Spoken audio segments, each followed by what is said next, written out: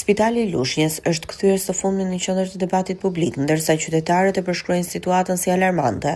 Ajo që dikur ishte një spital rajonal, sot funksionon si spital bashkiak, por sipas denoncimeve dhe reagimeve të shumta, kushtet lënë shumë për të dëshiruar. Shpesh jashtë kamerave apo në biseda mes tyre, qytetarët shprehin shqetësimin për gjendjen e ambienteve të brendshme dhe për shërbimin që marrin. Godina kryesore prej muajsh është bosh, me premtimin për një rikonstruksion total, por ndonse jemi në muajin shkurt, punimet ende nuk kanë nisur. Në kushte të vështira punojnë çdo ditë mjekët dhe infermierët, ndërsa pacientët që paraqiten në urgjencë apo për vizita shprehen të tronditur nga ambientet. Për këtë situatë ka reaguar edhe deputeti i Partisë Demokratike të Shqipërisë, Sajmir Korreshi, i cili ka ngritur çështjen edhe në Parlamentin shqiptar. Një ditë më parë, ai ishte pranë ambienteve të spitalit duke treguar nga afër kushtet, përfshirë edhe zonën ku mbahen bombullat e oksigjenit. Qytetarët pyesin se kur do të nisin realisht punimet për rikonstruksionin e Spitalit Bashkiak të Lushnjës. Qytetarët kërkojnë një shërbim dinjitoz dhe kushte bashkëkohore, ndërsa institucionet përkatëse pritet të japin një përgjigje konkrete. Ndërkohë spitali vijon të presë çdo ditë e çdo natë dhjetra raste nga qytetarët që përballen me probleme shëndetësore, duke e bërë edhe më urgjente nevojën për ndërhyrje të menjëhershme.